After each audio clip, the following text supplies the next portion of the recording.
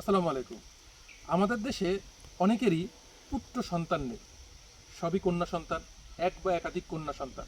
তো এই যে এক বা একাধিক যাদের কন্যা সন্তান আছে, এনারা মাঝে মাঝে আমাদের কাছে আসেন, অ্যাডভোকেটের কাছে আসেন, এসে জিজ্ঞেস করেন যে আমার তো একটা কন্যা সন্তান, আমি এই সম্পত্তিগুলো কোথায় যাবে, আমি এই সম্পত্তি কীভাবে বন্টন করব, আমার তো পুত্র সন্তান নেই, আমি কিভাবে তাকে এই সম্পত্তিগুলো দিতে পারি।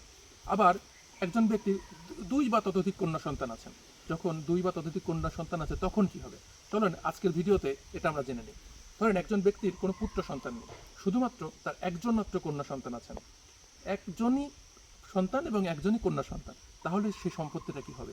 যদি কোনো ব্যক্তির শুধুমাত্র একজন কন্যা সন্তান থাকেন, তাহলে সেই কন্যা সন্তান পুরো সম্পত্তির অর্ধেক অংশ সেই কন্যা সন্তানটি পাবেন। অর্থাৎ তার বাবা মারা গেছেন অথবা মা মারা গেছেন, মারা যাওয়ার পরে সে অর্থাৎ সেই কন্যা সম্পূর্ণ সম্পত্তির অর্ধেক অংশ পাবেন, এবং বাকি যে অর্ধেকটা আছে সেটা যারা আসাবা আছেন অর্থাৎ অন্যান্য যারা অংশীদার আছেন, মা আছেন বা অন্যান্য যে অংশীদার আছেন তারা পাবেন। এবার এসে আসি দ্বিতীয় কথায়। যদি কোনো ব্যক্তির একের অধিক অর্থাৎ দুই বা ততোধিক কন্যা সন্তান থাকেন, সেক্ষেত্রে কী হবে?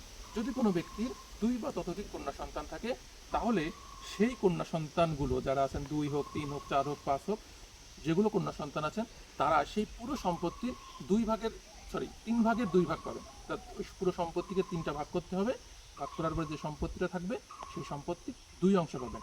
ওই দুই অংশটা সবাই ভাগ করে নেবেন, এবং বাকি যে অংশটা আছে যদি স্ত্রী বেঁচে থাকেন তাহলে সেই স্ত্রী পাবেন 8/1 এবং বাকিটুকু যেই সম্পত্তি থাকবে সেই সম্পত্তি আসাবা হিসেবে অর্থাৎ ভাগিদার হিসেবে আবার সেই স্ত্রীর কাছে বর্তাবে।